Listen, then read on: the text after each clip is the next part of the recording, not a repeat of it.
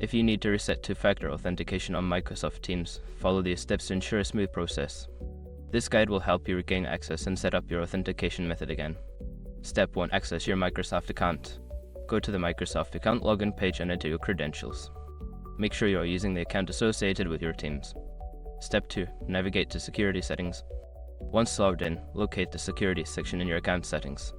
This is where you can manage your security options, including two-factor authentication. Step 3. Disable two-factor authentication. Find the option for two-factor authentication and select the option to disable it. You may need to verify your identity through an email or text message. Step 4. Re-enable two-factor authentication. After disabling it, look for the option to enable two-factor authentication again. Follow the prompts to set it up, choosing your preferred authentication method like an authenticator app or SMS. Step 5. Test your new app. Once you have re-enabled two-factor authentication, log out and attempt to log back into Microsoft Teams. Ensure that the new authentication method works correctly by entering the verification code when prompted. By following these steps, you should be able to reset your two-factor authentication on Microsoft Teams successfully.